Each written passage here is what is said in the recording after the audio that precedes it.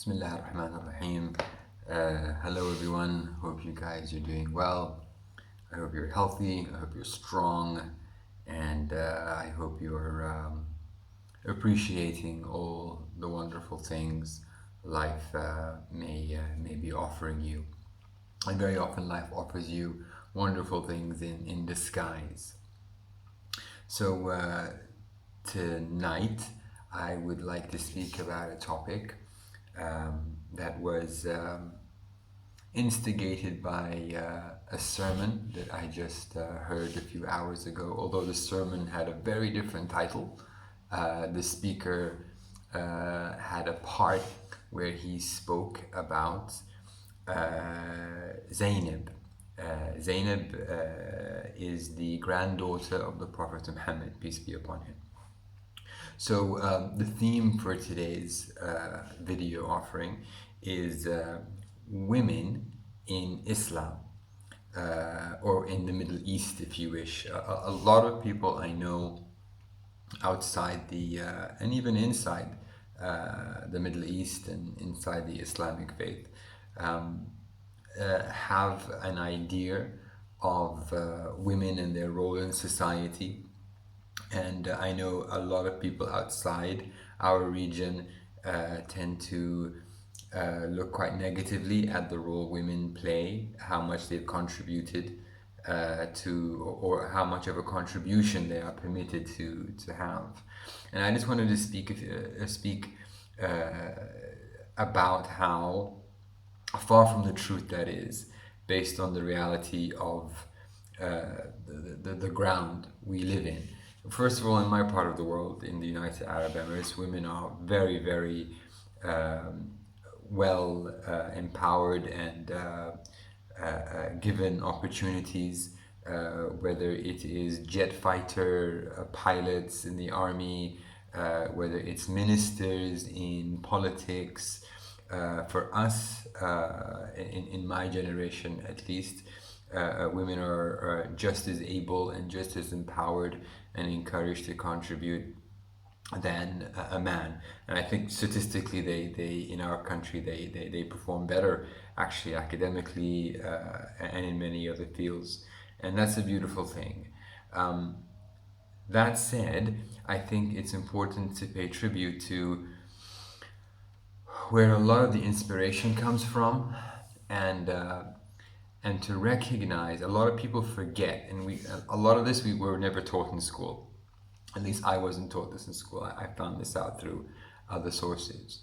But it is a fact, in my humble opinion, that if it wasn't for a woman, there would be no Islam today. 100%. If it wasn't for a woman, I'm going to say it again because it's such an important statement for me and for many of you. If it wasn't for a woman or women, Islam would never be. And let me explain that. It is a known fact historically that the Prophet Muhammad, peace be upon him's first wife, Khadija, was an entrepreneur. And her story is very, very inspirational. A lot of people don't give her credit and don't mention her as much.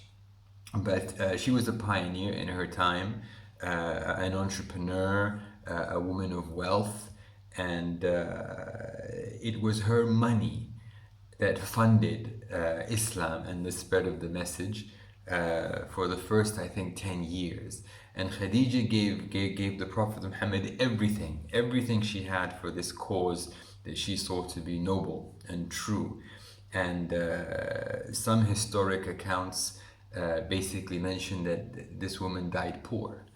This woman gave everything, and she didn't really get to see the fruits of how successful the story became afterwards. So for all intents and purposes, it's a fact, a historic fact. If it wasn't for the money of Khadija, Islam wouldn't have spread. The few Muslims that were prosecuted because they were preaching the belief in one God to a society that was very much into multiple gods.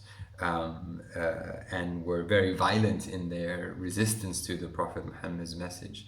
It would never have, never ever, I believe, would it have succeeded without Khadija, and that's a woman. Much respect to that woman. Interestingly enough, now a lot of people in the Islamic religion, if you study a little bit of history, will know that. What I'm about to say, the woman I'm about to mention, that I want to pay homage and tribute to in my own humble way. I won't give her full justice because I don't have the ability to, but I really do want to mention Zainab. Zainab actually happens to be the so the Prophet Muhammad married Khadija, and they got Fatima al-Zahra. Fatima al-Zahra married Ali ibn Abi Talib and had Zainab and Al-Hassan and Al-Hussein. So she's the granddaughter of the Prophet Muhammad, peace be upon him. So if it wasn't for Zainab, Islam would have ended. So if Khadija helped start the religion with her money, Zainab prevented Islam from being completely massacred at a time where it was seriously in threat. And again, they didn't teach us this in Islamic studies history. For maybe obvious reasons, I'm not too sure, but it's such a powerful story. Zainab's story is connected to the martyrdom of her brother, the Prophet's grandson, Imam al-Hussein, which is a story that is very much dear to anybody who appreciates the Prophet Muhammad and the story of Islam. The ruler at the time, Yazid bin Muawiyah, was how do I describe Yazid? Let's just say he was some piece of work, some piece of tyrannic work. This person was, let's just say, a person that looked at Islam more for political gain and power as opposed to a spiritual way of enlightenment. I'm being really, really diplomatically polite when I describe him that way. History reminds him to be quite a dark, sinister a personality that just caused a lot of hurt and a lot of pain. Although his rule was very short, but there was a lot of blood involved, and no holier blood did he order the massacre of than the very grandson of the Prophet Muhammad, peace be upon him. So this was a very, very violent time, and for all intents and purposes, this was almost the end of a true Islamic expression. And when the grandson of the Prophet Muhammad, Hussein, was martyred, his whole family were, let's just say, enslaved, dragged from city to city, taken to Damascus at the time because that's where Yazid's court was. And this is a horrific experience to see all of your... Zainab had to endure an incredible amount of pain, seeing her whole family massacred, her brother... just a very, very dark experience. She didn't live so long afterwards. I think 2 years. She lived 2 years after the massacre of Karbala, where her brother was martyred.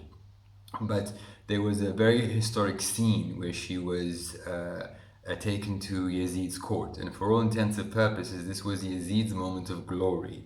This was where he had killed his enemy, and he was basking in his glory, and he was reciting poetry.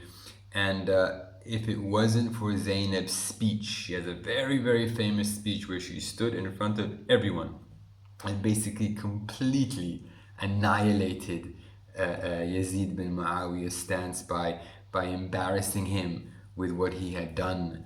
And she reminded everybody who she was, the granddaughter of the Prophet Muhammad, and people wept after her speech, and she was very eloquent and very, very powerful.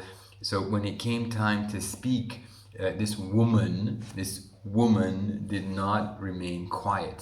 She stood and spoke with eloquence and such power, excuse me, that Yazid had to order had to order her to be silenced because he was afraid a revolution would occur and people would turn against him. So his plan had really been derailed by a woman, a very eloquent and powerful woman. So whenever anybody tells me that women in Islam are not treated in a good way, or they're not not celebrated, I always like to remind them and remind myself. And this goes back to what I was saying in the beginning. If it wasn't for a woman, Islam would not have started because of Khadija's stance and her money. And if it wasn't for Zainab, a woman, Islam would not have continued, because with all intents and purposes, Yazid had a very clear plan of making sure that Islam was nothing more than a surface level existence. So we owe a tremendous amount to women in our part of the world, in our faith. Every time I pray, every time I appreciate my religion, whether it's by reading the Quran, or whether it's by giving charity or fasting Ramadan, or doing the things that genuinely make me feel closer to God. I have, in addition obviously to the Prophet Muhammad, peace be upon him, but I have a massive debt and gratitude to women and their role. And I think if I hold that in my subconscious and my conscious self, and I think if every man in our part of the world truly felt the significance of without women we would have never had this religion that we practice today. I think they would be much more respectful to their women, to their wives, to their mothers, and for me, Khadija and Zainab are two massive figures, two massive, strong, feminine energies that inspire a generation, inspire me as a man to respect, to nurture, to